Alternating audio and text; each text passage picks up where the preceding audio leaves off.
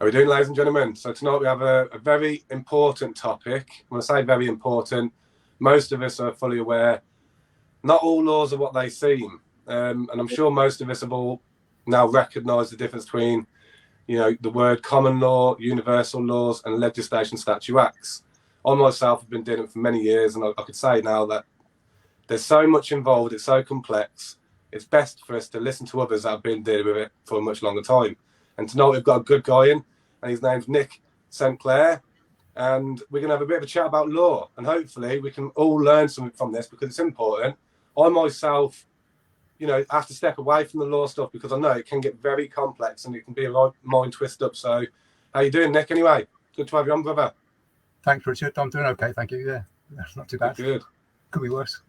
That's it. Before you came on, obviously, tonight, you sent me a link to watch on a radio show, and I listened to that link, and it was before we get into this tonight, I just want to run through it.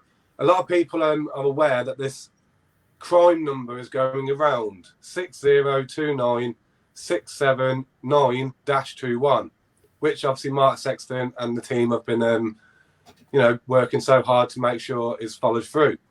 There has been lots of people have been putting debates out there saying maybe there's no strength in it, there's nothing behind it, etc., etc. I myself, would say I've seen enough to say that it's real, but I also know how things work up the top of the tree, and they are very, very clever at brushing things under the carpet. And what you sent me a minute ago was quite, it's quite empowering. It made me realise that maybe they're not going to be able to slip this one under the carpet, Nick, with this crime number. And you've also got, is it Michael O'Bersenera or something, his name? Bernicia. That's it. And also he was on that radio station explaining what's actually going to happen with all that. And it does seem to have some power behind it. Well, the bit that I sent you was particularly interesting because it was to do with the nurses' demonstration. And they took all their uniforms off and laid them on the ground, and then they picked them all up from where they were at Parliament Square and took them to Downing Street, I think. I'm not sure of the right place. They left them there, and the nurse went back. One of the nurses coordinating the demonstration went back after, and they were still there. It was a couple of hours later. They were still there on the ground, and she said to the police, "Are you going to clear this up?" And they said, "No, we're leaving them there till that blonde idiot realises that the police are not too happy with what he's doing," which, having been speaking to the police for 40 years about common law, I found very encouraging, which I've sent it to a few people. We need to know the difference between law and legal, lawful and legal. And that's quite simple. This is my interpretation. I'm not giving anyone any legal advice, but this is what I've been using for 40 odd years. And it's had some quite interesting precedents. I wrote a piece called The Allegory of the Burning House, which some of you guys might have seen. I've seen that. Well, I'm going to explain that first because that puts it really simply. Section 1 of the Criminal Damage Act says, if you damage or destroy another person's property, knowingly or intentionally, it has to be knowingly or intentionally to be criminal. If you do it by accident, it's not a crime. There's three ways to cause harm, loss, or injury. It's accidentally, knowingly, or intentionally, or an act of insanity, but we'll leave that out. Accidentally is not criminal, it's negligent, it's a civil matter. Knowingly is criminal, it's reckless. And intentional is intentional, which is seriously criminal. It's a difference in the extreme case of injuring somebody between accidental killing, manslaughter, and murder. Same person's dead, same person did it exactly the same way. The only difference whether they did it accidentally, accidental killing, no prison sentence, knowingly, manslaughter, 5 years, or intentionally, murder, life imprisonment. Same act, different mental state. In Latin, the act is called the actus reus, and the mental state of the accused person, which has to be there for a crime to be committed, is the mens rea. It is fundamentally important to understand this. It's the difference between criminal and non-criminal behaviour. Regardless of statute or previous case law, it's the principle according to which precedent is created in the courts. And it makes no difference about capital letters or birth certificates or maritime law or English law or anything else. It makes no difference. Anyway, Section 1 of the Criminal Damage Act says, if you damage or destroy another person's property, knowingly or intentionally, and without a lawful excuse, you commit a crime of criminal damage. And it's the same for personal injury as damage to property. Obviously, Criminal Damage Act is damage to property, but it's the same principle. If you knowingly or intentionally cause harm, loss, or injury to a person, whether it's damage to their property or their person, without a lawful excuse, it's unlawful. To knowingly or intentionally, it's criminal. So what is a lawful excuse to damage or destroy another person's property? If a house is on fire and someone inside needed rescuing and the front door was locked and I kicked the door down to get them out, that would be a lawful act. It's illegal to kick someone's door down, but it's lawful to do in that circumstance. That's the difference between lawful and legal. Again, it makes no difference about capital letters or birth certificates or anything else. Escovy makes no damn difference. It's so simple. People miss this point. If instead of kicking the door down, there happened to be a bulldozer parked outside the house, and I jumped in the bulldozer and started knocking the house down in my effort to rescue the person, I'd probably kill them in the process. That would be excessive force. It would be unreasonable and disproportionate and unlawful. Unless, say the house is a semi-detached house and the house next door was full of children and the wind was blowing the fire onto that house full of children, I might jump in the bulldozer and knock the house down to put the fire out, risking the life of the person inside the house to rescue the children, in which case it becomes lawful to use the bulldozer. So you can see that what is lawful doesn't depend on statute. It doesn't depend on person or people or human or living being. Whether you call yourself a person or living being, knocking that door down is lawful. Using a bulldozer, unless it in exceptional circumstances, is unlawful. So simple. Right, so in the context of COVID, which is why I wrote that piece, the allegory, we all know, I guess, by now that there was no significant change in the overall death rates in any country with or without lockdowns. Now, they changed the meaning of the word pandemic 6 odd years ago to mean a widely infectious disease with lots of deaths to a widely infectious disease regardless of deaths. They just left the bit about deaths off. So that's how they've justified calling this COVID epidemic a pandemic, because it no longer depends upon how many people died to call it a pandemic. So I'm not saying there was no change in the overall death rates. The overall death rates are different every year, slightly, but there was no significant change in any country. If there had been a significant pandemic, there would have been a big spike in the countries which didn't observe lockdowns and mask wearing and social distancing. There was no such spike. So there was no significant pandemic. Let's call it a pandemic, but it was not a significant pandemic. Mm. If there was no significant pandemic, then in the allegory, the bulldozer is the COVID legislation and restrictions. The house is our Bill of Rights, our way of life, our ancient laws and customs, the common law itself, which they're trying to get rid of desperately. That's the house, and the fire inside the house is the COVID, except there's no fire in the house. All that's happened is a fuse has gone on the electric kettle, and the government's called the fire brigade. Right, now if I'm in my house and I put my kettle on to brew a cup of tea, and the fuse goes on my electric kettle, and I call the fire brigade, and the fire brigade turn up and they say, "Hello, sir, where's the fire?" And I say, "Help, help, help, the fuse has gone on my electric kettle." They take me away in a straitjacket. Yeah. Let me out, and I did it again the next day. They take me away in handcuffs. And if I did it again the next day after they let me out again, they wouldn't let me out for a while, because calling the fire brigade under false pretenses is a very serious offence. It can mean loss of life. It amounts to manslaughter, knowingly killing. If I call a fire brigade when they should be addressing a fire in someone's house, rescuing people from burning houses, and someone dies as a result of me knowingly calling the fire brigade for my electric kettle, that's manslaughter. The equivalent. They wouldn't call it manslaughter, but they call it probably something else. But that would be the equivalent 5 years in prison. If I intentionally set fire to my neighbour's house and called the fire brigade for my electric kettle, intentionally diverting their attention, that could be murder. It's very, very serious. Mm-hmm. So what kind of trouble would I be in if I was to call a fire brigade for an electric kettle for the whole planet every day for 20 months? What kind of trouble would I be in? It's the same thing as ringing the police to say you need to come and investigate something. They come up to your house, come rushing out thinking it's an emergency, and like you say, the fuse has gone. Could they investigate to see if it's a fuse or if it's to do with the supply, the kettle itself? You're going to get arrested and locked up at some point if you started doing that. And I think you are right with that algorithm. It's definitely a great way of looking at it. But basically, that's what's happened.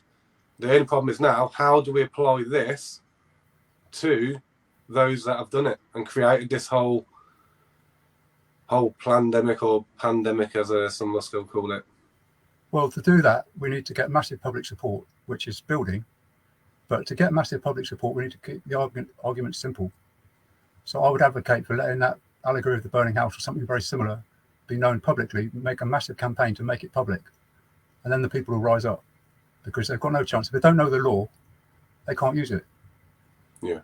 Right? And the law is very simple. It's ultimate. I promise you that everything I talk to you about common law in this discussion or any other time well, I can't say any other time, but up until now, and my intention in the future, it's as simple enough for a 10-year-old child to understand and powerful enough to stand up in front of a High Court judge, provided the High Court judge is honest. Now, there are honest High Court judges. I can give an example of one.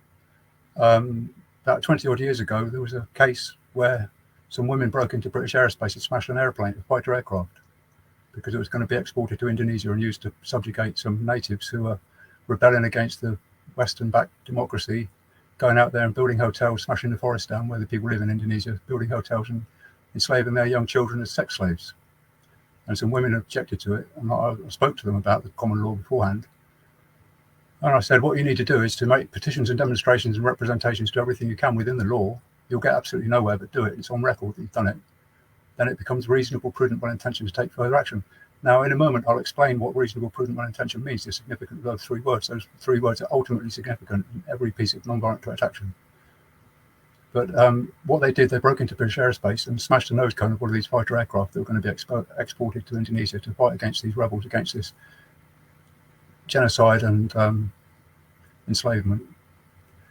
And they broke out again. These guys were at, these women were at Greenham Common, at Molesworth Common, demonstrating against the American nuclear bases in this country. So they're well experienced in getting in and out of military bases, even when they're guarded, and hanging banners off the hangars. So they're very experienced. Getting into an unguarded British airspace, practically unguarded, was nothing to them. They broke in, damaged the nose cone of the aircraft, painted peace slogans all over it, filmed themselves doing it, left the film on the seat of the aircraft with their names and addresses, broke out again, went home and waited. And next morning they were arrested by some highly embarrassed police, military police, turned up and said, hello, where were you last night? They said, we were at British airspace, where were you? They got arrested and they were put on remand. 9 months on remand they were on. I said to them, if you do something what's outside the law on this issue, I don't remember advising them to break into British airspace. I might have done. I don't remember. I don't remember what I said to them exactly, but I remember saying quite clearly, once you get imprisoned, once they've got you, they can do what they like with you. They can give you a lobotomy, feed you with Locactol, they can gang rape you, they can abuse you, they can torture you. Once they've got you, they can do what they like. And whatever they do to you, I said, once they've got you, I'm not saying they will do those things, but they could leave the lights on 24 hours. They could not give you a pen and paper, not give you access to a solicitor. That's on the mild end of it. At all times, behave reasonably, prudently, and with good intent. Again, those three words: reasonable, prudent, well-intentioned behaviour. Because if you scream and shout at them, they'll have a little microphone in the corner, and whatever you say will be taken out of context and used against you in the court. Well, at 9 months on remand, they came out and got not guilty. And the judge in the case, which proves my point that there are honest judges, said, Section 3 of the Criminal Law Act belongs to us all. A person may use such force as is reasonable in the prevention of crime. Now, that is quoted on Mark Sexton's document and in his literature. Well, I put him in the way of that. I helped significantly write that first leaflet. It came out, that four-page leaflet. That was okay. I was instrumental in doing that. And what I can't understand, I mean, I speak to Mark Sexton irregularly, and I've spoken to Michael Abernis here as well, and all of them, including Ryan Fulmick, are missing this fundamental point of no significant overall death rates. They go. I mean, the fact that Ryan Fulmick's argument, PCR test is unreliable, only tells us we don't know how many people were infected. Doesn't tell us anything more than that. I don't see what the value of pursuing that argument is.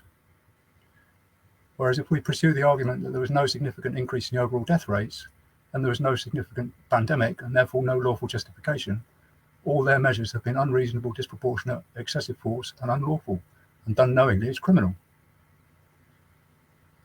And if it's crime, we can use Section 3 of the Criminal Law Act. We can use reasonable force, as is reasonable in the circumstance, to prevent crime, which involves X, Y, Z. I'm not going to specify what we can do, but that would be the defence for whatever we do, provided it's reasonable, prudent, well-intentioned. I better go into this reasonable. I keep mentioning reasonable, prudent, well-intentioned. Imagine, Richard, we're walking down the street one day. Heaven forbid someone gets a gun out on the other side of the street and starts shooting people. And say, I've got a gun in my pocket. I don't have a gun. I don't have a license. Don't need one. Don't want one particularly. But if I had one, I would get it out and I'd shoot that person at that point to stop them shooting anybody else. Not in self-defence, which is one of the two lawful excuses to cause harm, loss, or injury, but to prevent a greater harm, which is the other lawful excuse. If I did that in a public place, normally that would be discharging a weapon in a public place and murder, I'd spend X years in prison. Take it a But stage by further. rights, the system should have morals, and the people would stand by it and think, yeah, it shouldn't happen. But I know exactly what you're saying there. By looking at it from that term, yes, we should be able to do that in order to protect the rest of the people. But then obviously you can't use self-defense because you probably weren't shooting at you at the time. But the actual idea that, yes, the system itself, I know I've heard so many horror stories, but I've seen something with some farmer who was probably a bit too much with what he did to the person's car, even swung his tractor into the guy. But he was obviously, set free in the end with no sort of charge. And it's because by rights, he's protecting his land to a degree, even though I don't know the full debate. And I get it. I know recently, after what we'd learned through what Mark put out, I was prepared to go into the local centre with a team of people. And I mean, by rights, I'm not saying the best thing to do is dismantle it, but I meant go in there and, by rights, start boxing things up because that's evidence. And, I know it's going to get a bit out of hand in there. And I thought to myself, morally, I'm doing this for the right reason. And that's what I wanted to go through with in the end. But some of the other lads weren't too keen on it and they thought it's all going to turn, we're going to end up locked up and stuff. And we ended up leaving it. But I get it, it is something we need to get into our heads that legally, yes, okay, you wasn't legally carrying that gun and whatnot. Lawfully. But then lawfully, what you did in the end outweighs the legal side, and you should be free from it, yeah.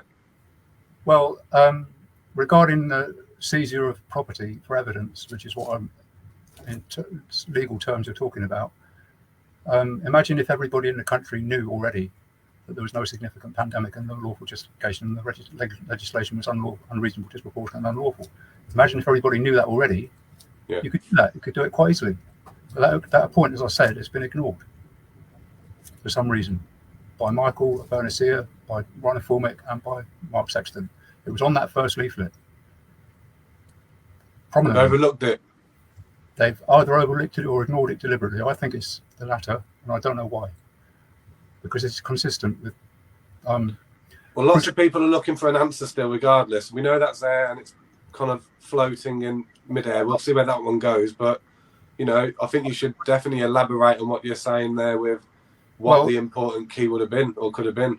Well, the key is to make people aware that the legislation is unreasonable, disproportionate and unlawful, and to take reasonable, prudent, well-intentioned action to combat it.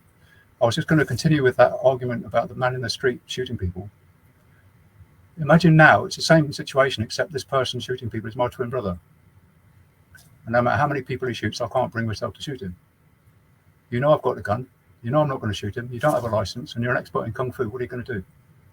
I suggest that a reasonable person would knock me on the head, steal that gun off me and shoot him yourself. Using reasonable force. You're not going to break my neck, hopefully, using your Kung Fu skills. You're just going to use reasonable force, take the gun off me and shoot myself in a public place without a license. Now, imagine if someone had done that in that circumstance and they tried to find you guilty of a crime for doing so. The public outcry would be such, they'd have to let you go and you'd be a national hero. Now, if I went out on the street now and did exactly the same thing, which is knock someone on the head, steal a gun and shoot somebody without a license in a public place, that would constitute assault, battery, theft of a firearm, unlawful possession and use, endanger of public life, discharging a weapon in a public place, using a firearm without a license, possession of a firearm without a license, and murder. So reasonable, prudent, well-intentioned behaviour will overturn any legislation or previous case law. That's the law. Reasonable, prudent, well-intentioned behaviour is not criminal and never can be. But you just need to know that, right? If I was in China and there was a house burning and someone inside the house needed rescuing and I kicked the front door down to rescue them, would I be convicted of a crime for doing so in China? I don't know the first thing about Chinese law, but I'll stake my right arm, which is my weak arm, because I'm left-handed, but I'll stake my right arm on it. I would not be. And would I be convicted of a crime for knocking the house down with a bulldozer if there wasn't a house full of children next door? And would I be convicted of a crime for knocking the house down with a bulldozer if there was a house full of children next door? I say yes, no, to all those questions. It's the universal law. Now, coming back to universal principles of law, it is a fact, to the best of my knowledge, that piranha fish live in groups. I think everybody can agree that. If piranha fish live in a group, then they have to live according to a law, and the law is they don't eat or injure each other as a general rule. If they did, the group of piranha fish would get smaller and smaller and smaller if there's only one left, which is not a group. Sometimes piranha fish, when they have a feeding frenzy, they'll go mad and one of them get injured, get bitten, the rest of them eat that one, but they don't continue to eat each other. If they did, the group would get smaller and smaller and smaller. There's only one left, which is not a group. Now, they don't have pens and papers and books with laws and sheriffs, but they have a law. It's a universal law. And that law existed on this planet, in my estimation, ever since more than two single-celled organisms lived together in a group. So it's universal law. If that's true, what I'm saying is true. As a general rule, members of a group do not, as a general rule, eat or injure each other. For any group of creatures in the universe, then it must be divine law, if there's a divinity. And if there's no divinity, it exists anywhere as a natural law. And if there were a divinity, the divinity would have to obey that law if it created a new universe and wanted to have a group of creatures in the universe. Unless the divinity was silly enough to give a certain group free choice, in which case they'd have to figure it out for themselves. And I'm an environmental campaigner primarily, and if we carry on the way we're going on this planet, we're going to get sick and die. Very little doubt about that. And that doesn't need a jury or a judge or a police force or an army or a legal system. It's a natural law. Now, that law manifests in English legal practice and in global legal practice. As I said, it would be reasonable to knock someone's door down, reasonable to use a bulldozer in certain circumstances, reasonable to knock someone on the head, steal a gun and shoot somebody. That same thing would apply in China, right? So what I'm saying to you, if it's a divine law which any divinity would have to obey, whatever kind of divinity it might be, whether it's male or female, black or white, pink with blue spots, whether it's 1 or 1,000. I happen to believe in God, by the way, but it doesn't have to. It's not necessary for the argument for one to believe in God or a divinity. If that is true, then all the world's religions have to agree on this principle. It's not they might or could or should or ought to. They have to. They cannot disagree with this argument. So if we could get them around a table, they'd have to agree. That's a starting point where all the world's religions could agree and come to a peace agreement and get rid of all this stupid religious conflict. Well, not get rid of it, but certainly a step towards it. And do you think that's by mainly understanding this law? Or the actuals, I think that religion, this is my problem. I think religion and the system, as well as a few of the other bad ties against us, work hand in hand and have done for thousands of years. And I'm sure because you obviously have studied law a lot longer than me, you'll probably have had to dive back into ancient civilizations and times to realise it's always been there. And they've just changed it with the times, so the law itself, the system that we are looking at and trying to divide the two between now is morally, what I say the word is morally right, but we know in our hearts are right and wrong. And yes, okay, universal or common law or natural laws being don't hurt anyone, do not cause loss, harm or damage. If you do, put that right or pay for it. But then the Statute Act systems are what really crack me because there's hundreds of thousands of them. Do not cause harm, loss or injury without a lawful excuse. Everybody forgets that bit. Okay, yeah. Really important point. Because if you don't have that point, you can watch an old lady being murdered in the street and not do anything about it. Without law, right? It's crucial.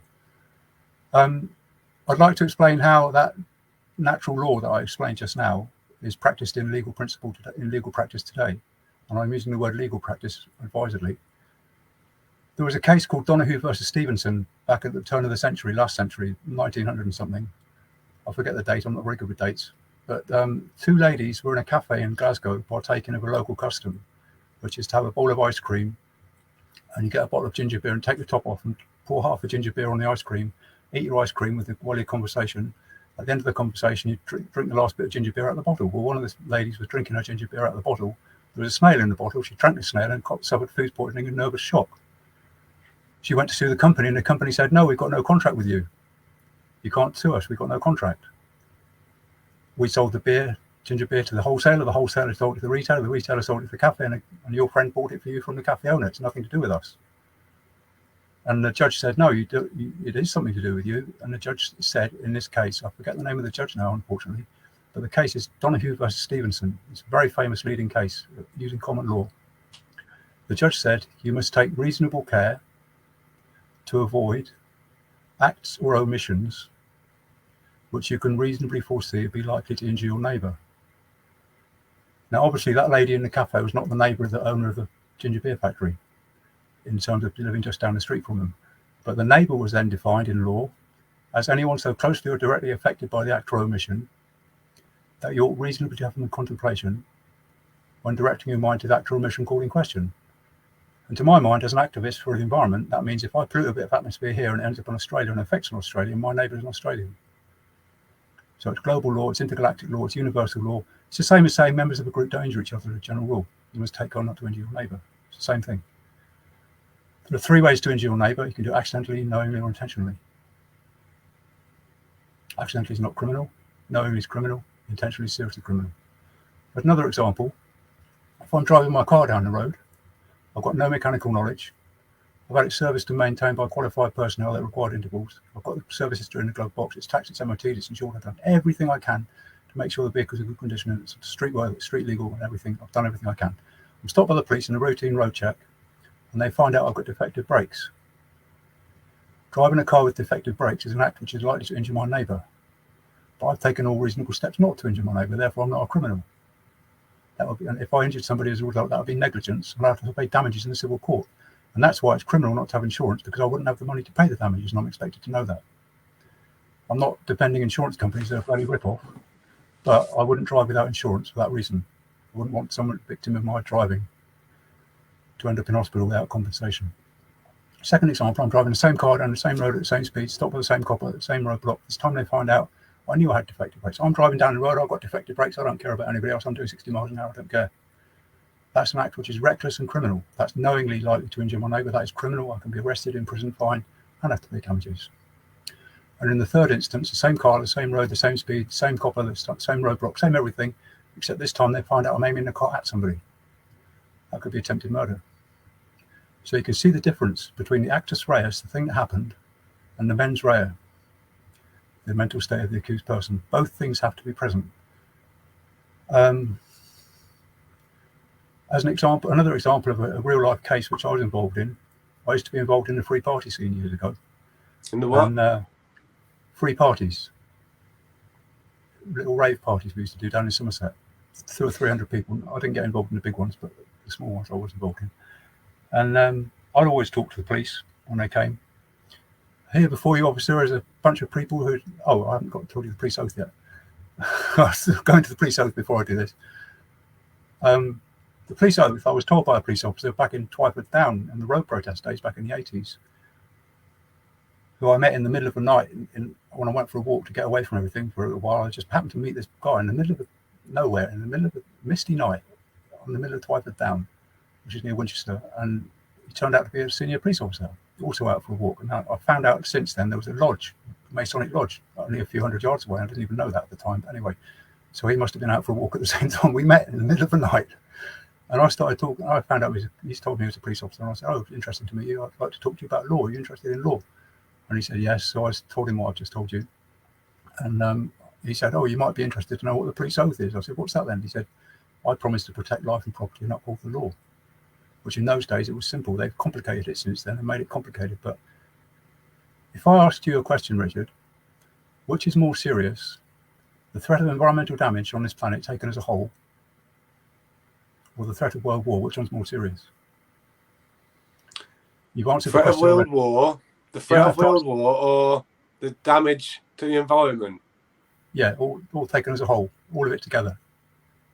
But you've answered the question. Either way, I think with where my mind's at with everything at the moment now, I'm trying to look at all this conversation we're doing, and don't get me wrong, I believe they're both going to bring destruction to the environment.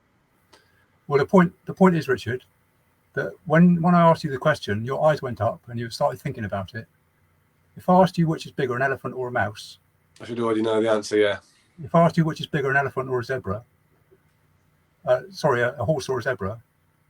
That's it, you have to picture it a bit more. You have to think about it. So what I've established in your mind and in the mind of every police officer I've ever spoken to about this issue, and anybody else, but particularly the police, is that the two threats are of a similar magnitude. You have to think about it. Yeah. I argue environmental damage is more serious because it's a real and present threat where world war might happen next week or next year. While we're on about the environment, can I just throw this in here? Because I know, again, I suppose really you understand so much when it comes to these things. So I listened to like a 2.5 hour, 3 hour video, when you was on a radio station, and you did a lot of talk about some of the work you put together with regards to especially the information on fracking. I didn't really understand what fracking was completely. Now, I heard obviously what you had to say about it and how many holes are being dug and how many holes leak and their pipelines and whatnot, and how often they will leak, and after a certain amount of years, 60% leak and whatnot. When you was explaining all that calculation, that was quite worrying. And then I understood a little bit more about what fracking really is, because I didn't really know too much about it. I know I'm aware of it, obviously, of gas and whatnot, but it made me understand a lot more. So, again, I know the system itself will protect the truth from being known by the masses. If what I heard in that earlier on is true, then yes, everyone should be very concerned about all this fracking stuff happening. But of course, we know the mainstream media and those at top of the tree are very good at brushing things and buttering things up to, make them look a bit more smoother. But yeah, very interesting that what you were putting out with all that information. Do you want me to repeat a bit of it here now? Certainly, yeah, I think that'd be good for everyone to hear. Let me just explain that thing about the police oath first, because I'll just finish that off and then come back to fracking, if that's all right. I asked him that question, which is more serious, environmental damage or threat of world war. He hesitated. I said, we've established they're of a similar magnitude. I said, and of the two threats, environmental damage is more serious because it's a real and present threat, and he agreed. I said, so what's the most serious threat to life and property on the planet? Having just told me that the police oath is to protect life and property and uphold the law, what's the most serious threat to life and property? He said, well, I'd have to agree it's environmental damage. And what would be the most serious breach of the law in terms of millions of people or billions of people going to work knowingly damaging and destroying the planet, which they live on, their children live on, and their neighbour live on. And if they don't carry on doing it, can't pay the mortgage, right? And the people who are doing the damage, which is working class men, physically doing the damage with their hands, is working class men, builders, farmers, engineers, miners, fishermen, drivers, lumberjacks, people like that. All of whom, without exception, would have had to serve an apprenticeship to do that job. You can't learn in a book, you can't be told, you have to have hands-on experience. And one of the main prerequisites of passing an apprenticeship, which is absolutely essential, is you've got to have common sense. You can't have people without common sense on a building site or a farm or a fishing boat or an engineering shop. You've got to have common sense. Or driving a lorry down the road. Ask any of these lorry drivers, have you got common sense? They say, of course I have. I couldn't drive a lorry down the road without common sense. It's absolutely essential. Right, so all these people going to work knowingly damaging and destroying the planet have all got common sense. Ask a person with common sense, having asked them which is more serious, environmental damage and the threat of world war, and they've agreed it's as serious. Ask them, would they rather carry on going to work, damaging and destroying the planet, which they themselves, their family, who they love and they're trying to support, and their neighbour live on? Would they rather do that or do something better instead, or go to work making a beautiful place to live, which we have the technology, the skills, resources, and the will to do? I'd rather do that, but I've got to pay my mortgage. Oh, no. In that statement, right? In that statement, yeah. They've said the mortgage contract is unduly influencing and coercing them to commit crime, to knowingly injure themselves, their family, and their neighbour. And in statute law, the crime is aggravated criminal damage, which is section 1.2 of the Criminal Damage Act. Damage or destroy any property with intent to endanger life or knowing life would be endangered.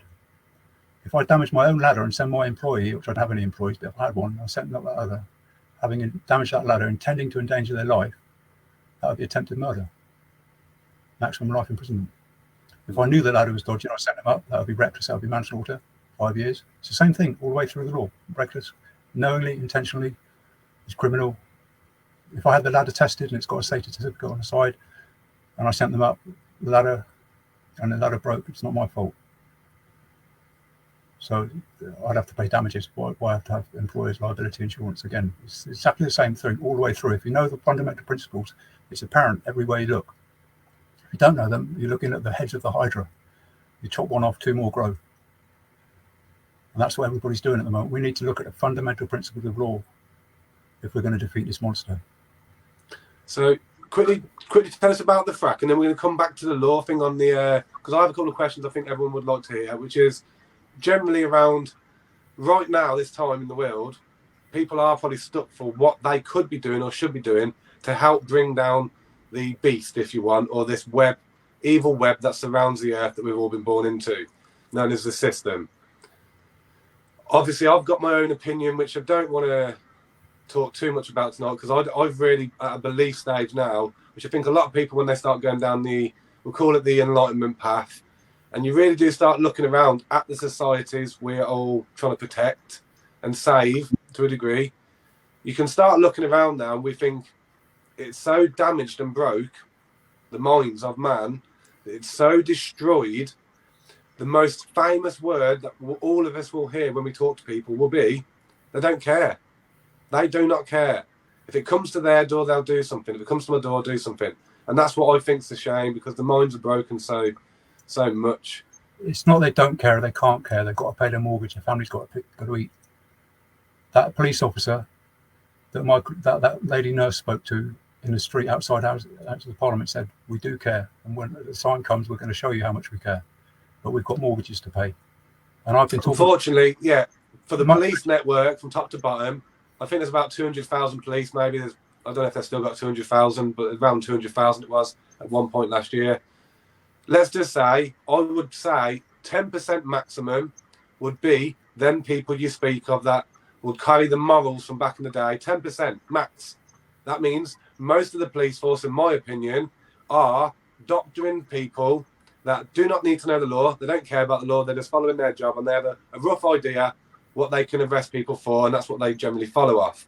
The ones above them, the system designed, doesn't want police officers to understand their oath and understand the true law, because otherwise they would have a bit more morals about them. There are decent police officers, I get that, but there's so many that are hired now as political policy enforcers. They're not police officers anymore. If you want to do something about it, you need to educate and empower them what the law is. Empower them against the system. I was speaking about 8 years ago outside the Houses of Parliament on November the 5th on the Anonymous March. I spoke to 250 odd police lined up outside the Houses of Parliament. What happened the previous year?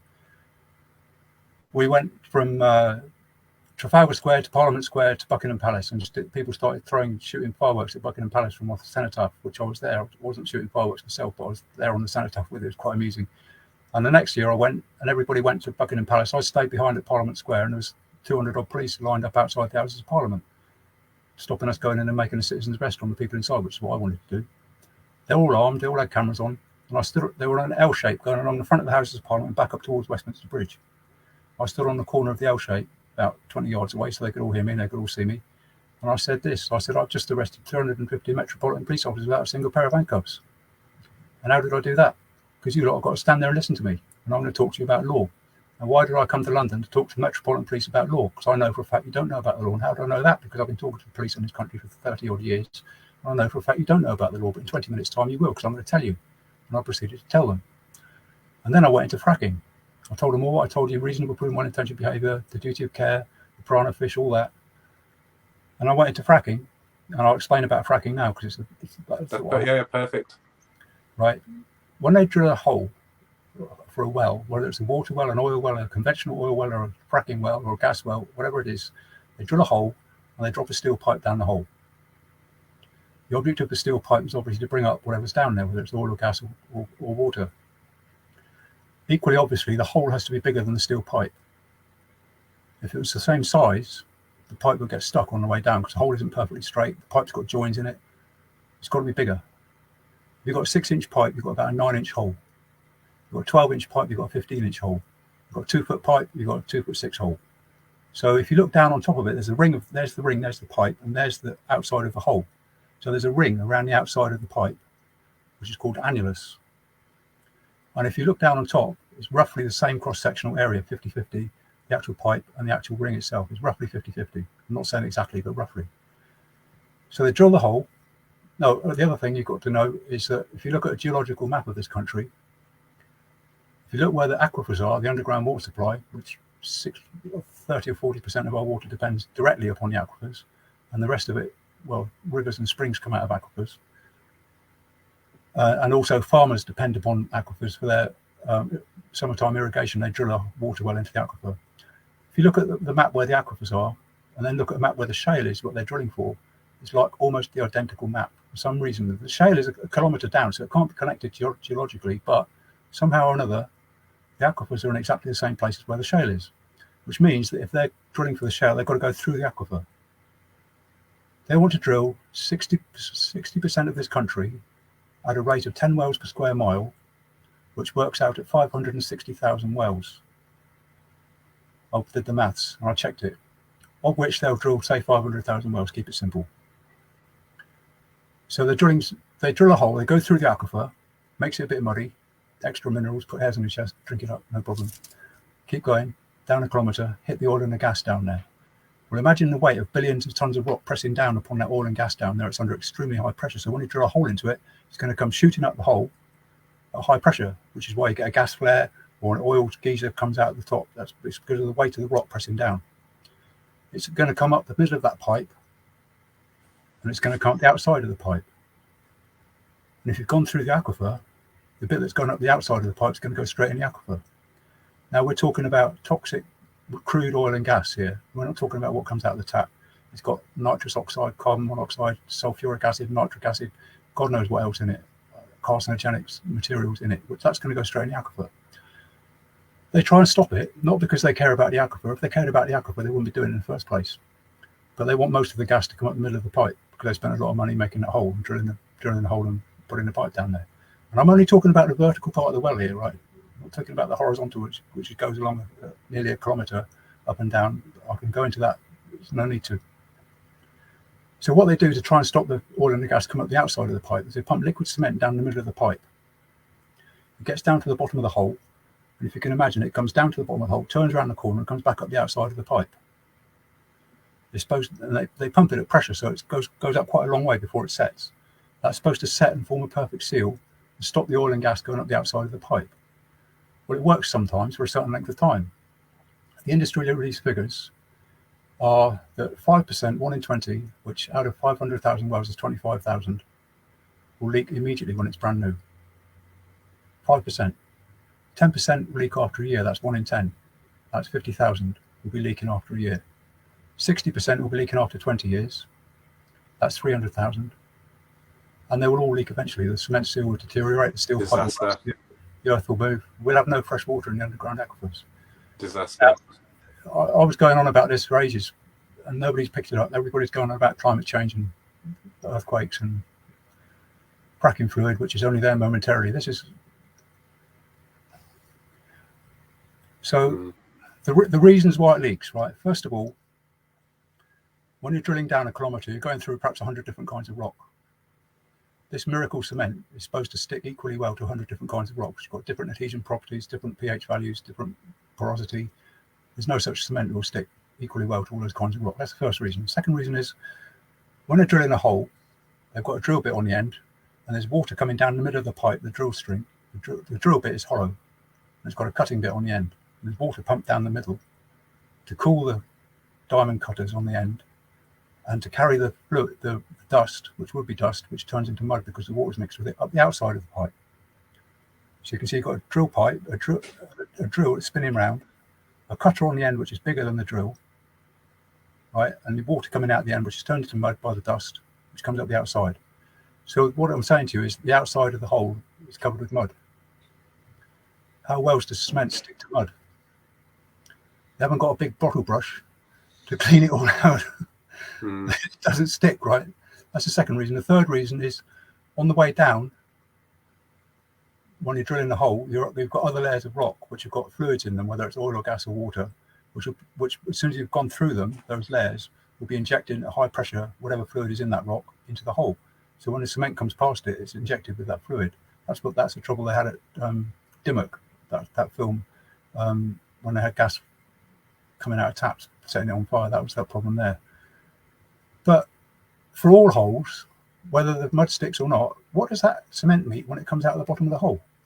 It meets high pressure oil and gas. So as soon as it comes out of the bottom of the hole of that pipe and starts turning that corner, it's mixed with high pressure oil and gas. So the cement is compromised before it even starts its journey up the side of the pipe. So these are some of the reasons why the cement seal fails. So I explained all this to the police, right, outside the Houses of Parliament, 250 of them, on camera. And I explained all this. And I said, if that isn't the worst threat to life and property in this country and the most serious breach of the law, I said, I'll eat I don't know what I said I'd eat. I said, I'd eat all your hats tomorrow morning for my breakfast in my prison cell. And I said, and that fucking bastard Cameron, excuse me for swearing on your show, has been going around this country telling everybody it's perfectly safe in a certain knowledge that it's going to pollute the entire underground water supply of this country. And at that point in time, the police officer on the corner of the L shape, who was a massive copy, I'm 6 foot tall, he was 6'6" at least, huge. He had a machine gun across his chest, they all did. And and his machine gun looked like a little water pistol. I'll never forget. Anyway, he came across the road to me. He wasn't looking threatening, so I stood my ground. He said, "Excuse me, sir.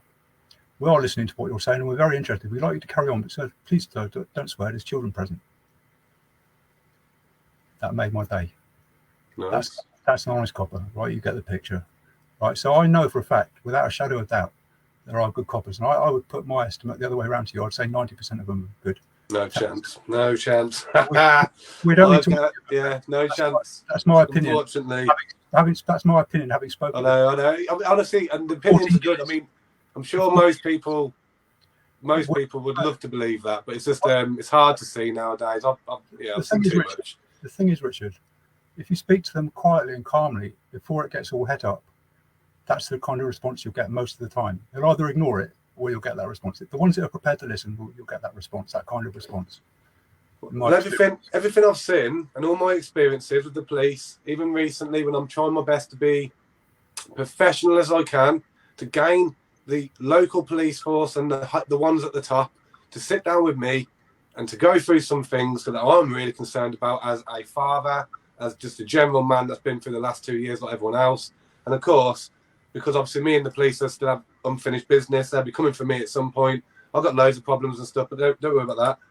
Which will bring me to, I know that at the end of the day, I have my opinions on the system. I think it's so destroyed. Hence why my belief now to where the world is heading in the next few years, and there's nothing that will ever change it, ever. And it's, I actually get to the stage now where I think, bring on the reset. Do you know why? Because I look around and I haven't completely lost my hope and lost my love and care, but I look around and I'm thinking, the amount of efforts I'm sure millions of people are putting every day to try and tell others, whether they've had that or not, doesn't matter. To try and tell them what's happening and how the world is World War III, end of day prophecies, all being blended together. The Great Reset is basically end of a cycle before moving into the next great age. And most of the people in the world are not supposed to be there for that change. That's the long and short of my belief. And this will all happen in the next few years. So before 2030, I do believe it's most people we know are gone. But, that's my extreme version of what I believe. A lot of people around me that, are classed as truthers and into the subjects will sit there and think, no, we're going to win this. We're going to win it. Everything will be fine.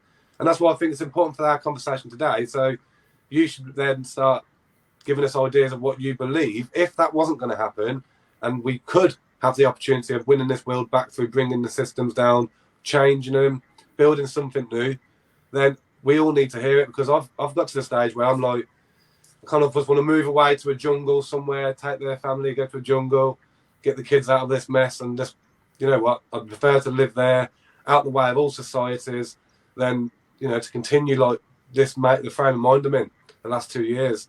I think it's very painful now, so. Oh, that's true. That's all true what you're saying. I started off life wanting to do exactly that. I wanted to live on a desert island, get away from it all. But I realised after a little while that the pollution's going to catch up with me. So I'd have to stand and fight. That was the only option as an environmental activist. There's no point in running away. There's nowhere to run. It's only, whether it's a global or flat, I don't care. We're going to that argument. I don't want to go into that one. But whether there's a reset or not, I think we need a reset. We need to change. We're on a ship heading towards the rocks. And a lot of people are saying, quick, sink the ship, we must nick the rocks. And then some people are saying, no, don't sink the ship, smash the engines. Stop us going forward. And a lot of people are saying, no, don't smash the engines, smash the steering gear, we're steering in the wrong direction. And then some people are saying, no, we don't need to smash the steering gear, all we've got to do is disconnect it. We can steer the ship from down here. Change course, we miss the rocks, we will live happily ever after. We don't need to shoot the crew, we don't need to sink the ship, we don't need to smash the engines, we need to change course. We've got amazing technology, we've got the legal system itself is not bad, but it's just being practiced by a bunch of criminals. We've got to get them out. And they are criminals because they're doing it knowingly, if not intentionally. And whether or not they survive this vaccine, sorry, I shouldn't maybe use that word. Is it all right to use that word or not? Yeah, yes. Yeah. Whether or not they've been subjected to that or not, whether or not they survive, if they survive, they're criminals. And whether or not there's a reset, and if there is a reset, I still say that people need to know this common law so that we go forward in a positive direction rather than more of the same. We've got to get these people out, whatever's left of them. What do you think? Let's just say for someone like me. Now I do this, I completely ignore the police. I'd much rather them come and arrest me, take me from my place of business, whatever I'm doing, take me from my carer duties, whatever. Get to the stage where they have to come and arrest me, then sit there and put me in interviews or put me straight into a court. Rather than wasting my time, so I go to courts, I do all this faff and that. And you know what? I almost feel like I'm egging it on. That's why I'm like, you know what? My heart tells me now, I don't like your system. I don't consent to your crap. If I cause loss, harm and damage, I will put it right with whoever I've caused it with. Or by all means, the system can put pressure on me to make sure it's done in their idea, no problem. But most of the things I have to face and the fines and the crap I deal with the police are the legislation statute acts.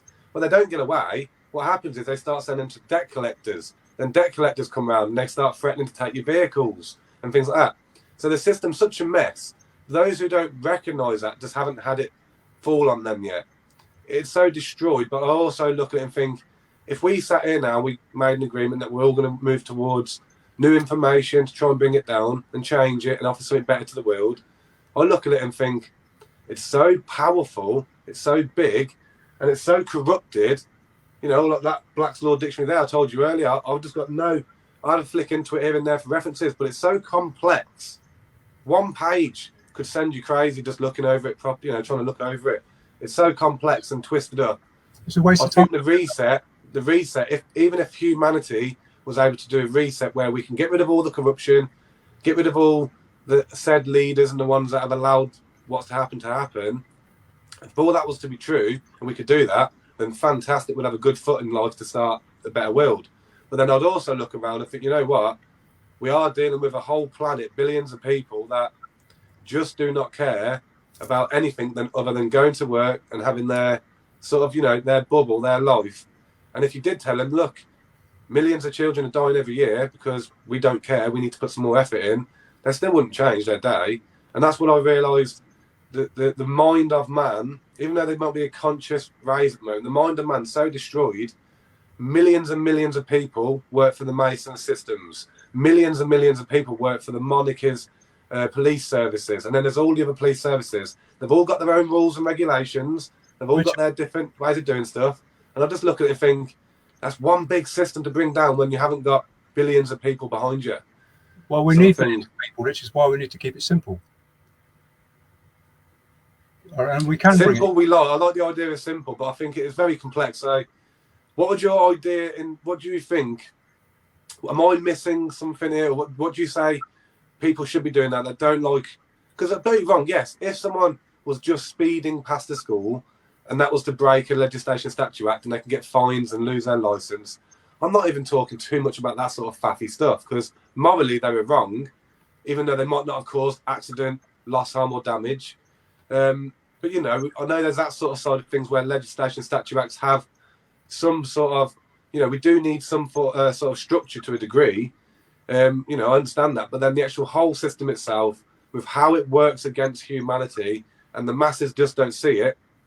They think they wouldn't be able to survive without this system. Richard, the thing is, right, in order to carry out their will, the people at the top, the alleged cartel, which I've been campaigning against for some years, right, they have to have the active support of the police, the armed force, and the media.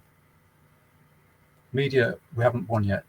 I do believe we've won the police and the armed forces. Look at the number of people that are joining up these organisations all over the planet. And look at QAnon. I see you've got a Q there, right? I mean, that was a phenomenon which woke a lot of people up, whether it's true or not, whether there's white hats and black hats or not. It woke a lot of people up. And I was quite involved in that in America on the internet. I've still got faith that the white hats. I mean, look at this thing about Telegram, right? That allegedly Telegram is controlled by the black hats. What if the white hats are watching the black hats, watching us, watching to see who's watching us, and they're going to step in? Yeah, I expect. Right? I'd love to believe. The point is, that Richard, side of it. I think the what point I see is, from my level of understanding, is that because there's resets in terms of cycle. The point is that we don't know, right? We can choose which belief to have in our mind. And if we believe that we're lost and there's nothing we can do, then we're not going to do anything. If we believe there is something we can do, then we might do something. That's how crucial it is. So do you, obviously I know you're more on the law side of things, but I know I've heard one of your speeches for a few hours, and you have talked about history as well. And you even mentioned in one of your videos about how, I know you did get the date a little bit wrong, but let's just say, I know through what Africa has on evidence that we have up to 230,000-year-old gold mines. So you mentioned gold mines, and you said I think about 100,000 years ago that there was gold mines. It goes back a lot further to like 230,000 years ago.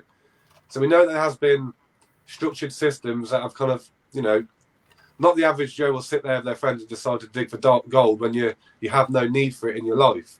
Gold has been brought into eras for a long time, and I feel it's like that we can prove Babylonia, the system, what we're living under, goes back to 6,000-7,000 years ago, sort of thing.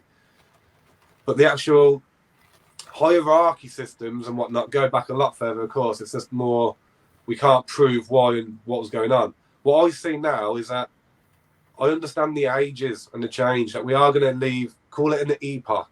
We're going to leave the 5th epoch and enter the 6th. Or some people call it going into Aquarius, the golden age.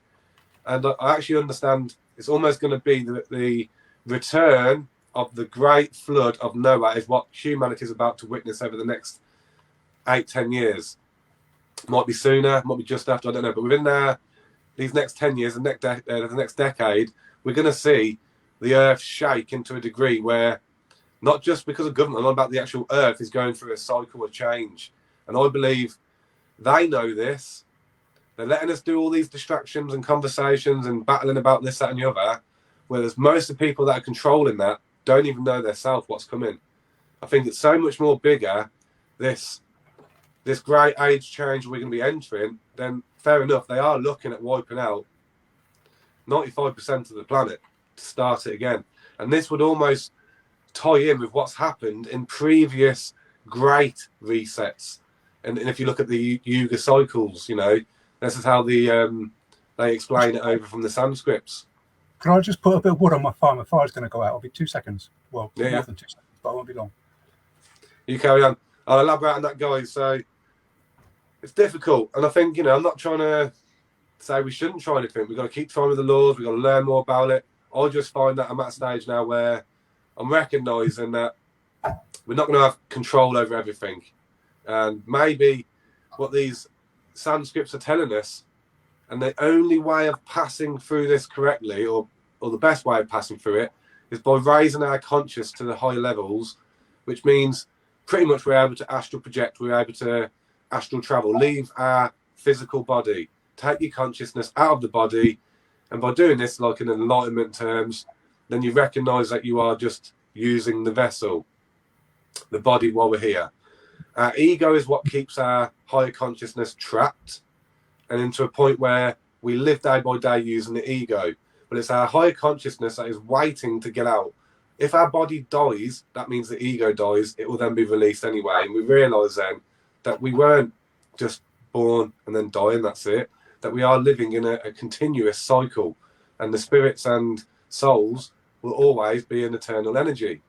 What the elites know is, and all the people that run the world, these cycles, they can't let everyone in the world know this because it would turn into a mass chaos immediately. That's why I think there's a lot of things shifting. That's why I'm really interested in the brain and what we've got hidden up there, as well as learning about this, because I've got a lot of things coming my way and I need to, face the police, and I always do, and fight things in my own way. Even though I look at the police nowadays, they're not actually the police force like I used to look at them. They're a collection team. They'll come and collect you, put you in the cells, maybe give you an interview, whatever. And that's what they are, a collection team. Bring you to a court, whatnot. Them sort of things. Yes, okay, I know there are still good police officers out there trying to stop crime, but that's where I've got to all of a sudden in the last few months. Let's fire away then. So what can we tell? What would you say then, Nick, was the best thing people should be putting their minds and efforts towards right now in regards to knowing, getting involved with what you're saying, reclaiming the law, bringing down that system or stepping away from it? What is your opinion people should be doing or could be doing? Just tell everybody about the law. Then the People's Court of Common Law has got a chance. Without knowledge of the law, people haven't got a chance. This law will overturn any legislation. Assault, battery, theft of a firearm, unlawful possession, use, endangering public life, discharging a weapon in a public place, use of a firearm without a license in a public place. It'll overturn any legislation. It's simple enough for a child to understand. And there's another thing, another aspect to it, which is about the aspect of blame. If I'm talking to a police officer or anybody else and I'm blaming them, even if I'm being nice to them, it comes through in my psyche, in my body language, in my eyes, right? I had a revelation a while ago, a couple of years ago, about blame. I believe, and have believed for some time, that everybody's self-interested. Everybody wants to be happy. It's like a flower growing towards the sunshine, right? Everybody wants to be happy. To be happy, you need to be healthy. If you're unhealthy and you're happy, you're going to be happier if you're healthy, right? I'm just talking in general terms. To be happy, you need to be healthy, and to be healthy, you need a healthy planet. So that's pure self-interest for everybody on the planet. Now, you talk to people about the environment, they'll say people don't care about the environment. But it's because their self-interest has been perverted. It's not they don't care, they're caring about the wrong things. It's in everybody's self-interest to have a healthy planet to live on. So let's imagine we've got a healthy planet, but still surrounded by sick, miserable people, still not happy unless we're psychopaths. So it's in our self-interest, for me, for everybody else, to be on a healthy planet surrounded by happy, healthy people. True? So if everything I do is in the pursuit of happiness, in other words, I'm either moving towards something I want or away from something I don't want, or I'm staying still. That's self-interest, right? If everything I do is in the pursuit of happiness, anything I do in my pursuit of happiness, which makes the planet a less healthy place, or makes the people around me less happy, it's got to be a mistake. In general terms, I can't go into particular instances, obviously, but in general terms, I believe that is true. So if I'm doing something to try and make myself happy, and I'm making the environment around me unhealthy and the people around me unhappy, then I'm making myself less happy. If the reason I'm doing it is to be happy, then even if it's intentional, planned over generations, it's not making me happy, making me unhappy, it must be a mistake. If it's a mistake, there's no blame. Now that's a very radical thing to say, and there are people that I blame, don't get me wrong, but a lot of my blame for many people just evaporated when I realised that it's a mistake, because it's not making them happy. It's not making the police happy to impose unlawful legislation on the population which they join the force maybe to serve. It's a mistake. If it's a mistake, there's no blame. If you can take the blame out of your eyes when you're talking to them, not you personally, but I find my dynamic with anybody is completely different without blame. Obviously, people are upset. I'm angry as hell about this. Don't get me wrong, I am.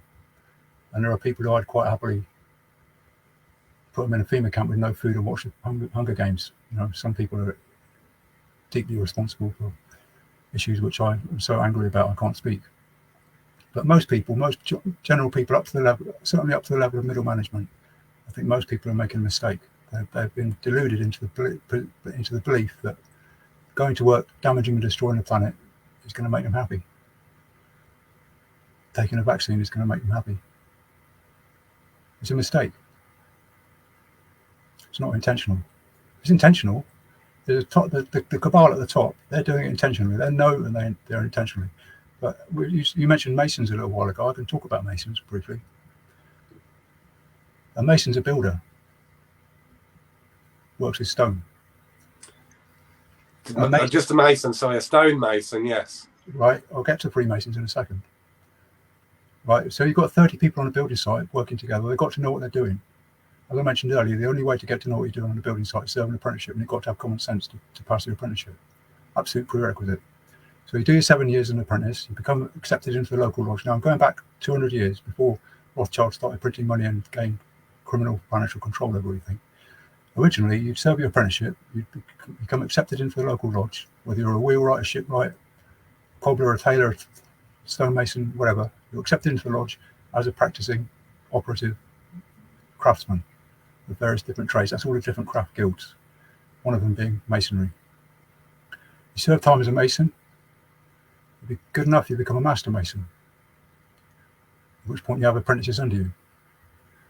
Serve time as a master mason, you're good enough to become a Freemason, at which point you've got freedom of all the lodges. Up until the point where you become a Freemason, I'm talking very simply, up until that point, you're tied to the local lodge. A Freemason is free to go to any lodge and basically teach. So there was a pyramid based on experience and wisdom and just common sense, where even if you hate the person above you in the pyramid, at least you respect them because they've been there, done that, and got the t-shirt. That's how it used to be. Now, obviously, these people are very powerful. If anything's going to get shipped, grown, manufactured, built, repaired, it's done by these people who serve an apprenticeship, who can work together. So they're very powerful. Now, Rothschild, I'll go into Rothschild now, banking. You mentioned that in the beginning on the thing, right? So if I'm Rothschild, I'll just pretend to be Nathan Rothschild, the first banker Rothschild. And I know it goes back thousands of years, but I'm just talking about the most recent reincarnation here. I'm a banker. I've got a lump of gold on the table. I've opened my bank. Someone comes in the bank. They want to borrow a bit of gold. They want to build a factory in the area, bring in employment and prosperity, otherwise known as economic slavery. I say, sure, you can borrow the piece of gold, but if you take it out of here, someone's going to steal it off you. It's heavy to carry around. It's inconvenient. What I'll do, I'll write you a note saying it's your bit of gold. I'll charge you 10% per year to borrow it. I'll give you a piece of paper that says, that outlines that deal. You give me a piece of paper saying you're going to pay me 10%. I'll lock the piece of gold in my safe deposit box in the bank, give you a key to the safe deposit box, and the piece of paper says your bit of gold. You go off with a bit of gold, with a bit of paper and the key, give it to the builder. The builder builds the factory opens, I'm getting my 10%, everyone's happy. There's no problem with that so far. But next week, someone comes in the bank, they want to borrow a bit of gold, they want to build a factory in competition with the first factory. But I've only got one bit of gold. So I'll make a private appointment for the second person to come in the bank. When they go to the bank and they give you a private appointment, it's not for your privacy, it's for their privacy. They can't have 10,000 people come in the bank, there's only one bit of gold. And they're all paying 10% to borrow it. So I'll write another piece of paper to get another 10%. Now I'm earning 20% per year off the same bit of gold. In common law, that is fraud, which amounts to pretending something is something which it's not, in order to gain financially or to make someone else lose financially.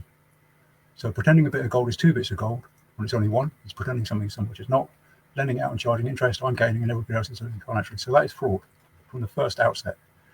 They found they could write 10 pieces of paper for each bit of gold, which is why it's called fractional reserve banking. You've only got a fraction in reserve, what they've got out on loan. 10 pieces of paper, each earning 10% per year. 10 times 10% is 100%. By the end of 1 year, I've got the original piece of gold and 10 pieces of paper, the equivalent worth of another piece of gold, which I swapped with the goldsmith for another piece of gold. Now I've got 2 bits of gold. Now I write 10 pieces of paper on each piece of gold. 10%, 10 times 10% on one, 10 times 10% on the other one. Each one doubles. Now I've got 4 bits of gold. 8, 16, 32. It doubles every year. You with me? So after 1 year, I've got 2, 4, 8, 16, 32, 64, 128, 256, 512, 1,024 after 10 years. Call it 1,000, keep it simple. If I start with 1 after 10 years, I've got 1,000. Start with that 1,000 after another 10 years, I've got 1,000 times that, which is 1 million after 20 years. 1,000 million after 30 years. 1,000 times 1,000 million, which is 1 million times 1 million after 40 years. It's doubling every year. This is an exponential curve, right? So after 40 years, I've got 1 million times 1 million pieces of gold. Now, 1 million times 1 million is a difficult number. Well, it's easy to imagine. 1 million is 1,000 times 1,000. In terms of millimeters, it's 1,000 millimeters in a meter, and 1,000 meters in a kilometer. So 1,000 times 1,000 millimeters is a kilometer. So after 1 year, I've got a meter's worth. After 10 years, I've got a meter's worth. After 20 years, I've got a kilometer's worth. Every millimeter for a kilometer. After 30 years, I've got 1,000 kilometers worth of millimeters. And after 40 years, I've got 1 million kilometers worth of millimeters. It's an awful lot of pieces of gold. Now, I'm not saying these figures are accurate, but what I'm saying to you is that the banks have created an infinite supply of money out of nothing through fraud. And that's the money we deal with. It's less than 1% of the money in the world is gold.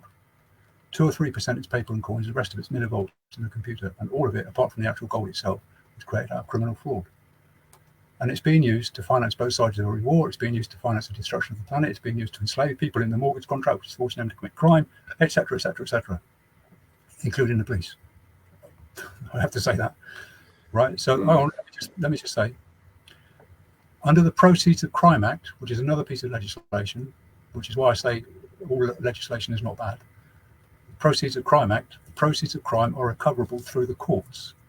Now, if we've got a people's common law court, knowing that all the money is created out of fraud and it's all loaned into existence by the banks, so it still technically belongs to them. We're all paying interest on it. I'll come to that in a second as well. We can take that money off them and put it in a public purse and use it to finance the creation of a beautiful garden on this planet to live in. And we can do that totally lawfully. It's theoretical, but it's only theoretical as long as not enough people know about it. Once enough people know about it, we'll get a critical mass. We'll have the police and the armed forces behind us. I mean, look at Q. Because of Q, everybody realised that the same banks are financing both sides of every war on this planet. That was a massive revelation to the armed forces of this Because planet. of Q. Yeah. Some people realised it up until that point, but one of the first, I think it's post number 104, 103, was a list of all the banks owned by the Rothschilds, national banks. The way they got to own all those national banks is the fraud I explained earlier, just now. That's part of it. But if they own all the national banks on the planet, then any country going to war has to borrow money off its national bank. In other words, they've been financing both sides of every war. And that's another thing about Rainer Fulmer, right? In his speeches, he blames the Americans for invading the Middle East. The fact APAC controls American foreign policy, which is owned by the Rothschild. And he blames there's an American lawyer in his team talking about how the British Crown is to blame for the American debt. Well, it wasn't the British Crown, it was the Rothschild, because the king had been sucked into borrowing money off the Rothschilds to finance his wars, which is a bit of a warmonger, and he owed them so much money he had to start charging interest on the national debt to America, which is why they had the Tea Party, and the War of Independence was born out of that. So it all goes back to the same people, and I'm not going to call them Semites because they're not Semites. The Semites are the Palestinian people. Have you heard of Prophecies of Zion? The protocols. Protocol of Zion, yeah. Yeah, I've been... Being how this end-of-day play goes, and basically it's almost like the governments are meant to embarrass themselves and destroy themselves, so all the people will prefer this other thing that's offered in the end. And it's kind of is what's happening now, you know, all the systems, NHS, everything's all destroying itself, and they don't even realise. It's all being done from above them. Yeah. Everyone, all the people are playing their part in it, and they don't realise it. Same for the police and stuff. That's why every single one of them is required to get that in the end, because once their job is done, not needed. Because I reckon that, you know, the protocol of Zion is all tied in with this cycle end that we're going into now, and they intend to hijack the next golden age, which everyone will be birthed back into at some point. But the truth is, if we're going to be birthed back into another nightmare, we want to be putting our efforts now before this one's switched off. That's why I say we need to educate people about the common law before that happens. For one thing, it might stop it happening. For another thing, if we're going to go into a new age, we need a common law in that age. We can't be subjected to all this criminal legislation. We cannot allow that to happen. We need to make this common law information public. It's urgent. And in terms of like whether or not it's going to affect the political outcome on a macro scale, on a micro scale of an individual person, it's better to be doing something positive with your life rather than giving up and thinking it's not all I can do. No, but you are right though. Even then, between now and whatever happens, if it does, then everyone can protect themselves in a better way than what they do anyway. So I know if I hadn't gone through all the stuff I was going through when I was younger before going to prison, which again was for a legislation statute act, I never caused no loss, harm or damage. I didn't break no moral contract with anyone, but I ended up in prison. That's because I had representation, duty solicitors and stuff. When I learned what I learned when I was inside and came out, I've represented myself ever since then. I've walked away with a few different cases where I walked away innocent, of course. But let's just say the system and the newspapers, Sky News, ITV News, whatever these things will always try and make you look bad, as if you're some sort of worm and you get away with something. It's not. I got away with things because I was standing up for my morals and what I knew, and I didn't hurt no one or cause no loss, harm and damage. But yet they're able to try and inflict pain into my life. And it still goes on. Like I say, I'm dealing with a lot, but I've learned so much over the years, and it's good to always meet people that, you know, you can turn to when you want to ask questions. So I think, you know, the last 2 years I've been doing my bit to try and help educate people on the common law and learning the fact about them 3-4 keys, you know. Do not cause loss, harm and damage. If you're in court for this, did you cause any loss, harm and damage? And they're like, no. Right, and so is it morally right that you might have speeded and you might have had an accident or hurt someone? No, you didn't hurt no one, you didn't do anything wrong. You was a few mile per hour over the speed limit and they're trying to take money off you. That's the system. Once you get into their heads that it is actually a broken system, And all it takes is one little thing for them to be affected by. And you understand that, fair enough, they don't take much arm pulling them. But there's a lot of people out there that feel the system's very well designed and it's good, and without it we wouldn't be able to have societies. And it's all broken minds that believe that, are in safe little bubbles. But I don't believe it's broken minds, Richard. I believe they've got wrong information in their mind. They've been fed the wrong information. It's been designed, hasn't it? They've designed everyone this way. I just had my path for my own reason, and luckily, my dad was he used to do private investigations. So when I was younger, I had to go and sit in the car with him, and he'd go and sit outside people's houses and investigate people and do this, that, and the other. So from a young age, I was aware of that sort of stuff. He used to go around with a police ID card. I think I've still got his police ID card, which makes out he's a police officer, but he's not. It's an investigator, but he wasn't working for the government. He was a private investigator. So I learned a lot through him, and he was really I'd go to court cases with my dad, and again, he would try and do his talks with the courts and stuff. And yeah, fair enough, he got me out of a lot of trouble. I started doing it myself, and of course I ended up inside, and that's when I really understood. Never get represented ever again. Stand and speak for myself.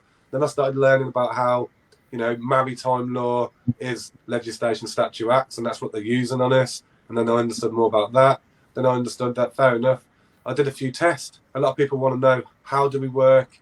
How do you test these things? I seen a friend the other day called Laura, who got thrown out of the court for not standing up before magistrates come in. Now, I've tried that.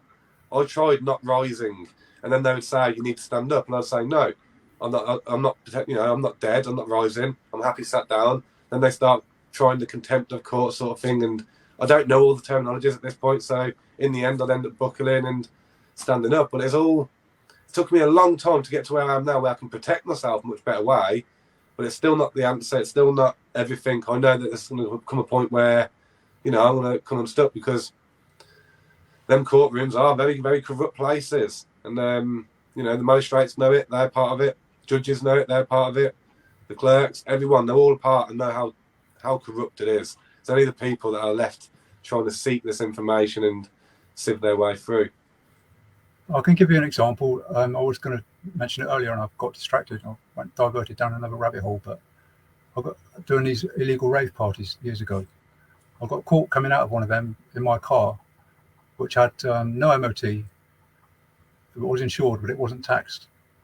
My argument against tax is that the government is criminal. It's unlawful to pay someone to commit crime. Therefore, it's unlawful to pay tax till they stop being criminal. If the threat of environmental damage is as serious as the threat of world war, it's unlawful to pay tax to use the same amount of resource for the environment to be used to fight a world war, which is permaculture, basically, on a global scale. I mean, I've been saying that to the police for 40 years. 30 of those years, I was driving with no tax.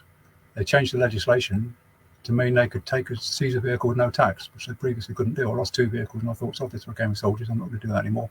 I'm living in a van. I'm in my van now. That's just a green curtain against the sidewall of the van. But so it looks. But I got caught with coming out of this party in my Datsun 140Y at the time. Never forget. And they stopped me, pulled me over, and they said, "Would you mind getting out of the car?" I said, "No problem." Got out of the car. Have you got anything in your pockets? I pulled one pocket, had 7 Wade wrap dates of cannabis in it. The other pocket had the other 8 which I've been smoking during the night. I hadn't been very successful with selling it, obviously. Anyway, he said, "I'm taking that." I said, "No, you can't. It's mine." I was still under the influence of whatever I was under the influence of at the time. I was quite high. And I said, "No, give it back." And he said, "No, I'm afraid we're taking that." And I said, "Oh, shit." And anyway, I got in the car. They said they're going to take my car back to the police station. I said, "Do you want me to drive it?" I said, "The reason I'm saying that is because it's got defective brakes. One of the wheel cylinders was leaking, so it's pulling to the left." He said, "No, we'll drive it." I said, "Well, just be careful when you're driving the car so you don't have an accident or injure somebody. It pulls to the left." So I'd established my mens rea, my mental state. I'm a reasonable person, regardless of statute. It's important to establish that right at the beginning, because they take notes. They've got body cameras now. Your body language is written down. It's on record. Everything's there. You need to establish your mens rea. You need to be genuine in it. And I'm sure you are. I'm not saying you're not, but I'm just saying there's no point in trying to pretend what your mental state is these days. It's all on camera. They've got body language that they can recognise it. So I got taken back to the station in the back of the car, and on the way I was in the back seat on my own, no handcuffs, and I explained to them the common law, the duty of care, like I do, and explained to them that reasonable, prudent, well-intentioned behaviour is not criminal. with the case of shooting somebody in the street. And I said that I'd been an environmental activist for some 10, 15 years at the time, and the threat of environmental damage being as serious as the threat of world war, it's reasonable, prudent, well-intentioned to be an environmental activist, provided you're reasonable, prudent, well-intentioned whilst being one, which is a case for cast iron defence for non-violent direct action. And I explained that to them in the car on the way to the station at Yeovil. I explained it to the desk sergeant and to the inspector in the police station. I called with the inspector. And then I was released on bail. I went to court, and my case came up. I had to be there at 9 o'clock in the morning, 10 o'clock in the morning. And my case didn't come up till the afternoon, so I found out where the magistrates were having their lunch, knocked on the door, pushed the door open, put my foot in the door so they couldn't close it, and said, "Excuse me." I said, I stuck my head around the corner of the door. I said, "Excuse me, is anyone interested in law?" And like sandwiches stopped halfway to their mouth. What? I started ravaging as quick as I could about common law. And they said, "Do you mind? We're trying to have a lunch." I said, "I'm sorry to disturb you, but I thought you ought to know this information." And I thought, shit, I've done it now. Closed the door quietly behind me. But I've done it now, I've upset them. But anyway, came to my court, my case. And I said that I've been environmental activist because the threat of environmental damage was serious, the threat of world war. That I've been environmental activist for 15 odd years, and I didn't know anybody in the environmental movement who hadn't smoked cannabis. And therefore, that it's reasonable, prudent, well-intentioned to use drugs for the purpose of environmental conscious raising and empowerment. I said I wouldn't defend the abuse of drugs in any shape or form, and I don't. But the reasonable, prudent, well-intentioned use of drugs for that purpose is lawful, is what my argument was. I said, if you want to talk about abuse of drugs, I'm quite happy to do so. And as far as I'm concerned, the worst abuse of drugs is millions of people, billions of people, working class men, going to work knowingly damaging and destroying the planet which they live on, their children live on, their family live on. If they don't care on doing it, can't pay their mortgage. Coming home from work, the kids are saying, "Daddy, I hate you, you're destroying the planet I live on for the rest of my life." Getting a bit upset, going to the pub, going to the doctor saying, doctor, I'm a bit upset. The doctor says, "Here, I have some Prozac now, carry on, go back to work. You won't feel a thing." I said, if that wasn't the worst abuse of drugs on this planet, I'd eat the entire output of ICI's pharmaceutical department for my breakfast next morning in my prison cell. So it's my exact words. Well, they were half an hour deliberating, the 3 magistrates, and they came back and fined me 12 quid. Possession with intent to supply. That's going back 25 years. So in my experience, if you present yourself right, you've got to be lucky. You've got to get the right magistrate, the right judge, the right police. But maybe I've just been lucky. But yeah, it's one of them, the system. I don't blame them. I understand that they've got to pay their mortgage, so I've got empathy for them. So I'm not putting a resistance in the conversation, or as little as possible. If I go to a multi-millionaire and say, "You fucking rich bastard, I hate you, fucking financing the destruction of the planet," the wall come down, he's going to call his security, and I'm going to get escorted out of the premises. If I go to him and say, "Look, it's a mistake. It's not making you happy. It's not making us happy. It's not making anyone happy. At least I've got a chance." Marshall Rosenberg is due the credit for this philosophy. He started a thing called nonviolent communication. He's an American Jew. You can guess by his name. Marshall Rosenberg, nonviolent communication is a 2-hour video. But the essence of it is, he says that any blame or criticism is a suicidal, dysfunctional expression of an unmet need. He says the unmet need is always the same. It's a need for love. And love can be a need for space, it can be a need for intimacy, it can be a need to give something, it can be a need to receive something, it can be all manner of different things, but it's always a need for love at root cause. That's what he says. Any blame or criticism is a suicidal, dysfunctional expression of an unmet need. It's suicidal because by blaming or criticizing the person you want your need for love to be met by blaming them, you're reducing the chance of your need to get.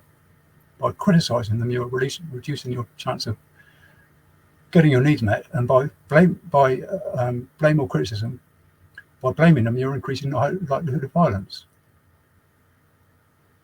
So he says, if you're getting blamed or criticised, instead of reacting saying, "No, it's not my fault, it's your fault." I'm preaching this, but I can't practice it all the time.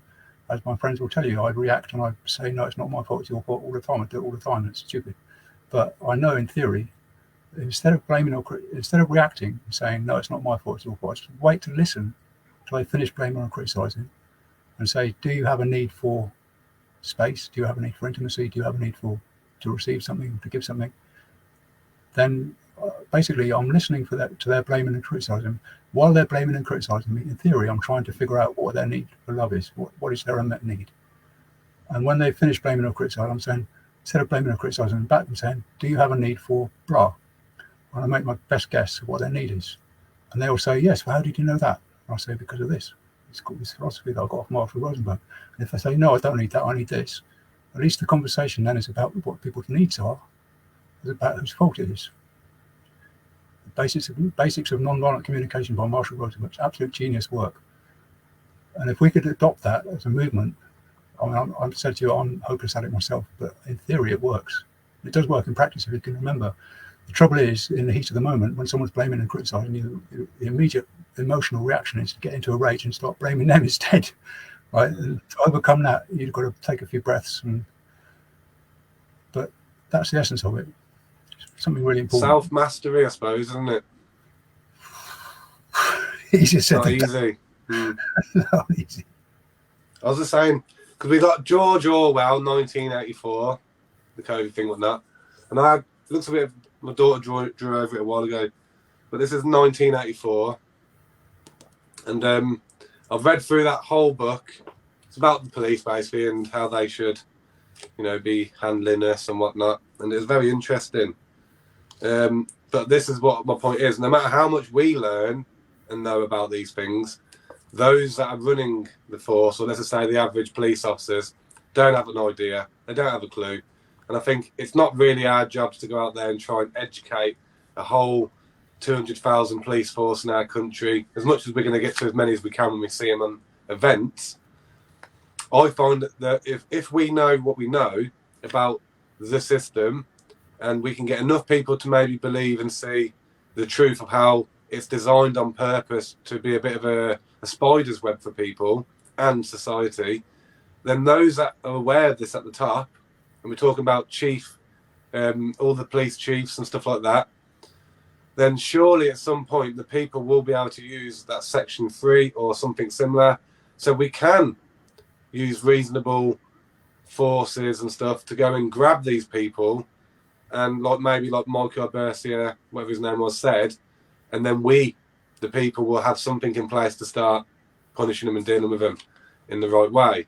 That is something I will look forward to, and I'll be there with 100%, 1,000% effort and drive behind that. But at the moment, I'm just in a waiting game, waiting for these things to come apparent. Well, Richard, in terms of as an environmental activist, right, if the threat of environmental damage is the most serious threat to life and property and the most serious breach of the law, which it is, everybody agrees it is that serious, then as an environmental activist, I'm protecting life and property from the most serious threat to life and property and upholding the law for the most serious breach of the law. Please arrest me for upholding the police oath, officer. Sorry, sir, too much paperwork, can't do that today. Talk about waiting for them to, I've been waiting for them to arrest me for a long time for upholding the police oath. But at the present time, I mean, when I spoke to them about fracking in front of Parliament Square that day, I said that's the most serious threat to life and property and the most serious breach of law in this country. Right now, it's the COVID legislation. Right. So if we're activists against that, remember you're protecting life and property and upholding the law, provided you're acting lawfully, which is reasonable, prudent, well-intentioned in the circumstance. Use of reasonable force to prevent crime. It's a big crime, so the doors are open. But we need people to know the law, and it's very simple. Yeah, at the end of this video as well, if you send me, I'll get the links off you for the bits and bobs to add everything on there. Also, your name will be on the comments so people can find you and whatnot. And I'm sure, like you say, we just need to, you're doing is it a 5-day education lesson in the next, when is that one starting? Starting tomorrow night, 7:30. Oh, there you go. And so, so I'll make sure I add the link in for that, guys. And he'll be doing an education lesson over a period of days. And again, I believe all of us need to try and take these things seriously. A, to protect ourselves, B, to help others. And of course, unless you really like the system as it is, then maybe it's not for you, but I'm sure most people won't be following off that. And it is one of them. It's just another person that I've met, and I feel that, I'm honoured to know you, and I think that we'll have some great talks to come as well. Tonight was our first chat. Well, I believe that we'll get you back on and have some more talks, and I'll go through. I haven't done none of the questions being brought up tonight, so I thought we'll just let you keep rolling. But I do like to try and answer people's questions, so I will go through the questions on here, jot a few bits and bobs down, and then if we get you back on at some point down the road, then we'll run through some of them questions and get them answered as well. Or obviously do it so they're open questions and you can answer them as we go. Richard, very interesting, but I shall also be trying to before you go up my game a bit on it. before you go, the best way to contact me about the class next week is to write me an email to admin@reclaimthelaw.org. admin@reclaimthelaw.org. Yeah.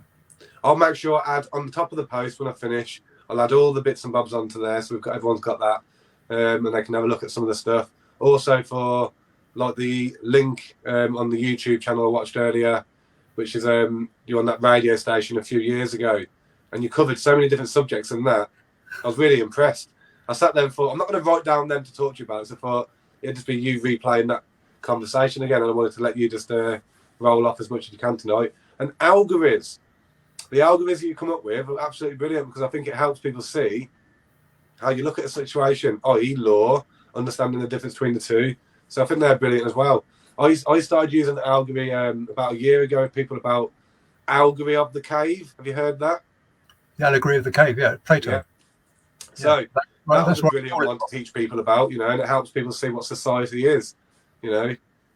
That's where I stole it from. The idea of using an allegory, I stole it from Plato. The allegory, yeah. So, the allegory of the cave, yeah. That's it. Shadows on a wall. That's it. And obviously, no matter what, the guy who breaks away with the chain comes back in to tell people there's a big world out there, come and look. And they're all like waiting for their little shadow to come on the wall. They don't want to break away, they're happy. And you're a conspiracy theorist, you're a nutter, sort of thing, yeah. But the beauty of the common law that I'm on about is that it's practiced in legal practice today. As I said about the case with the ploughshares women that smashed up the aircraft, the 7-weight-8s. It's every day of the week. It is the mens rea, the state of mind, whether it's accidental, knowingly or intentionally, is the difference between criminal and non-criminal behaviour every single day of the week in every court case. Now, that if you know that principle, then you can assert it in the court without antagonising them. You can. Brilliant. So it's very simple. Well, battles ahead, guys, and we'll definitely get Nick back on at some point, and I'll make sure I cover as many questions as I can. And again, it's a learning curve, but obviously I'll add all the links at the end for anywhere to reach Nick and see his bits and bobs. And thank you for coming on, brother, and I appreciate the talk. Thank you, Richard. And we shall do it again sometime, and obviously try and go a bit deeper into specific parts of, you know, the importance of what we need to be looking at. So I know it's been a bit of a multi-chat tonight, but we'll definitely go into some of these subjects and topics a bit more deeper with each other down the line. So appreciate that. And thanks very much, everyone, for listening in. And I will go through the comments to see what sort of questions we got, because I want to make sure we try and cover as much as we can and answer questions which I think a lot of us are all trying to seek answers for at the moment. You know, what do we do? What's best to be doing right now? Where can we be more helpful to try and, you know, bring down this corrupt, evil, dirty system that has tricked us all from birth, you know? That's my way of laying that. Educate and empower. Educate and empower, 100%. And don't forget, guys, April Fools is coming up, and that's the tax year when the tax year begins. Millions of people are paying it, and that's what the idea of April Fools is based upon. The governments are laughing at everyone. We've got to start making sure we do something, so we'll put the efforts in. Well, Nick, thank you very much, and thank you, everyone. I shall see you all again soon. Thank you, Richard.